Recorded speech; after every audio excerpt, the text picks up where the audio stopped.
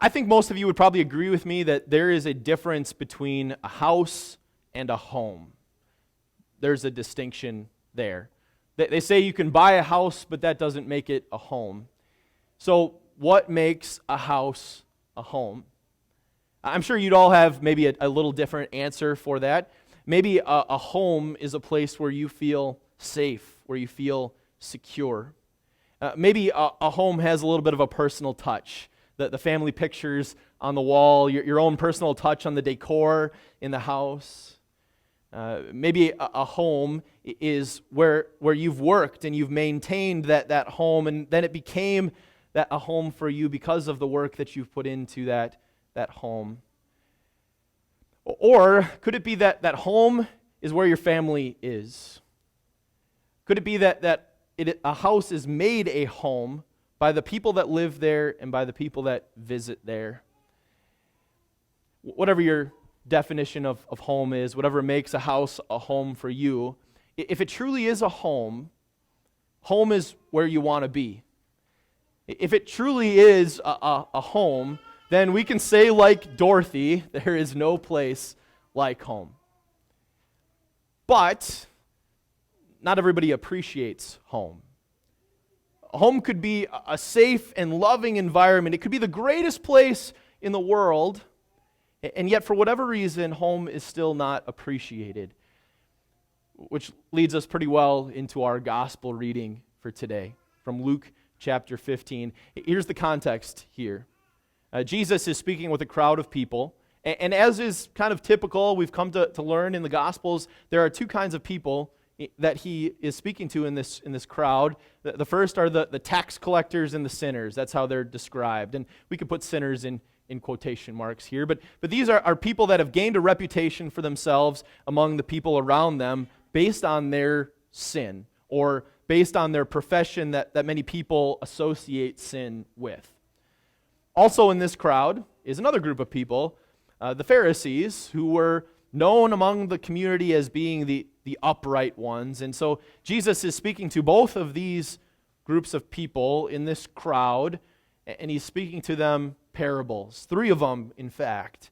The parable of the lost sheep, the parable of the lost coin, and the third one in our focus for this morning, the parable of the lost son, or as we know it, the parable of the prodigal son. Now, you hear that title, the prodigal son, and it's a singular noun, right? Just son. But really there's two sons in this story, and we'll talk about both of them this morning. But we'll start with the first one that is mentioned, the younger son. So, this younger son comes to his father, and he asks for his share of the estate. He's asking for his inheritance, which to us, disrespectful maybe, right? But think about it for a second. When do you normally receive an inheritance? After someone dies, right? And so not only is this son asking for a good share of his father's wealth, but this son is also communicating to his father that he wishes he were dead. So we get a little glimpse into the heart of this youngest son. He really doesn't give much regard to his father. He doesn't really have the love, or at least he's not showing the love to the father, and he really doesn't appreciate home at all. But in that moment, you also get a little glimpse into the father, don't you? The father did not yell, did not scream, did not force him to stay. He could have done all of those things, right? But instead he gathers up his estate, which it couldn't have been that easy, right? It's not like he had a bag of cash laying in the back room that he could go grab and hand over to his son. Likely, like a lot of you, his inheritance for his son was tied up in his assets. So he either had to gather up all his possessions to send with his son, or he had to gather up his possessions to sell them. Either way, he does. He goes through all of that work and gives his portion of the inheritance to his son. And when his son receives that, shortly after that, he gathers it up and he leaves. He leaves this safe, loving environment of home for life out there.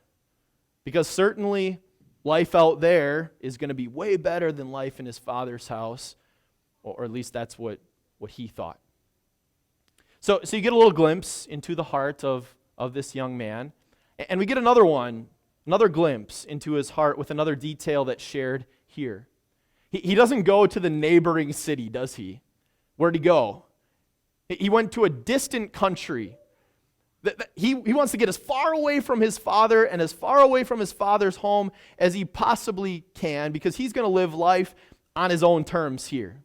Nobody's going to be looking over his shoulder. Nobody's going to be helping him make decisions. He's going to be able to do what he wants when he wants. He's going to be able to say yes to every single desire, and he's never going to have to hear the word no. And he does just that. It says he squandered his wealth on wild living. He never said no to anything. He said yes to every desire. And we know that probably can't last for too long, right? He doesn't have an endless supply of money here.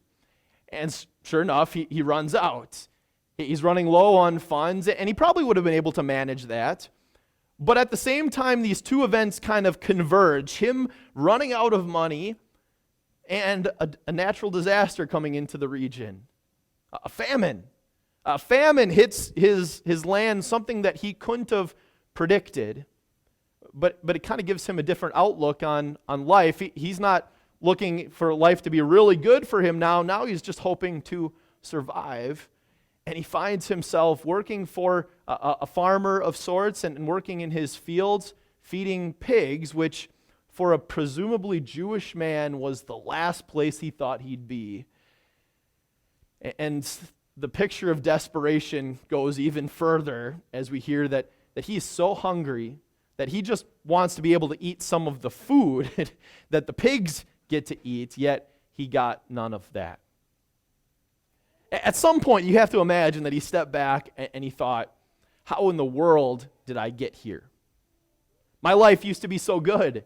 When I lived in my father's home, I was taken care of. I didn't want for food at all. The work really wasn't that hard, and I was provided for. In fact, even my father's servants were provided for. And so he hatches this plan. Here's how he's going to come back. He's going to go back to his father, and he's going to offer to be one of his servants. He knows that he has probably lost the status of son. He's well aware of the mistakes he's made and the sin that he's committed. But he can ask to be a servant, and he'll be treated better than he's being treated right now. And you can kind of imagine him rehearsing his apology and his plan in his head, right? Because as he goes back, he's going to be nervous. He's going to be nervous to talk to the Father. You would be if you were going back to the Father under those circumstances. He's rehearsing in his head because he knows that the Father has no reason to give him what he is asking for. This parable is great for a lot of reasons. It's great because it really takes little to no effort for us to apply some of these pictures to ourselves and our own heart, right? Maybe some of that application may be kind of obvious for you. Maybe there was a time in your life when you walked away from God and His Word. Maybe it wasn't a walk, maybe it was more of a run. Maybe there was a time in your life when you didn't really spend or think that spending time with God and His Word was all that important. Maybe your walk away from God, maybe it wasn't as wild and crazy as this prodigal son, but it was a departure from your father's home nonetheless. But even if the application is not all that obvious, maybe we can still make an application here. Maybe you've never walked away from God, or at least not that you can remember anyways. But maybe you've had a little subtle envy for people that have been able to live life on their own terms. A subtle envy for people that got to do what they want, when they wanted, that got to say yes to every desire and never have to hear the word no. Maybe you had that envy. But still, if you're not there, we can really get to the heart of it here. Because by nature, whether we know it or not, whether we think about it or not, we are that younger son. Because every sin we commit is really a walk away from God. Every sin is a departure from His house. Every sin is saying, my way, not your way, God. And it's turning away from the Father. And we know by nature, that's us. We are the younger son. By nature, we don't want to be with the Father. But the story goes on. The story goes on, and the son decides to go back, and as he's still a good distance away, the father sees him. And before he even can say anything to him, he can barely make out who he is. It says that the father has compassion on him, and he does what no Jewish father would ever have done. He rolls up his clothes so he can run, and he runs to his son. And he wraps his arms around him, and he kisses him. And the son is still rehearsing his plan of what he's going to say in his head, and he only gets about half of it out. Father, I've sinned against heaven and against you. He didn't even get to bring up the part about being a servant in his house. And the father says to his servants, go get my best robe and put it on him. Go get the family ring and put it on his finger, and sandals and put it on his feet. That ring that he put on his finger signaled to the son that he's not just going to be a servant. He's going to be a son. That's what his father is saying to him by giving him that ring. Then he tells the servants, go get the fattened calf and kill it, because we're going to have a feast and a party. And as Act 1 of this parable closes, he says, in probably the most profound words of this whole parable, "For this son of mine was dead and is alive again. He was lost and is found." What Jesus is trying to communicate to the crowd and to us is grace. That grace doesn't wait. Grace runs out to greet you. Grace wraps its arms around you and embraces you. Yeah, grace may listen to a confession, but it's not going to take groveling and payment. Grace gives you unconditional forgiveness. Grace gives you unconditional love, because that's what grace is. Grace welcomes you back into the family. Grace welcomes you home. And that's the home that Jesus has made for you. That no matter when you've walked away from God or ran away from Him, no matter what sins still seem to plague your memory, no matter how small or big those things seem to be, your Father is that Father waiting on the front porch for you, ready to see you in the distance and run and wrap His arms around you and welcome you back home, because your home is grace. You live and reside in grace, which is the greatest home ever, and one that you never want to leave. But I said at the beginning, there's two sons here. We talked about the first son, which was the youngest, but there is a second son who is the oldest of the sons. And before we talk about him, I want you to really focus on trying to put yourself in his shoes. Because I think the 1,000 times that you've heard this parable before, we might look past the older son a bit, or fail to really appreciate what was going through his head as all of this was happening. Because he was there. He was there when his youngest brother came to his father and asked for his estate. He was there when his youngest brother took off and left behind the wreckage and the pain and the hurt behind him. He was there to pick up the extra work that younger brother used to do, and now the older brother has to do that work too. And that older brother, he worked hard. He worked hard for his father, all while his younger brother was gone off doing who knows what. And so when that older brother comes in from the field and hears that his brother is home, all of those emotions and all of those thoughts are what he's carrying with him. He's not so happy that his younger brother is home. In fact, he doesn't even want to refer to him as his younger brother.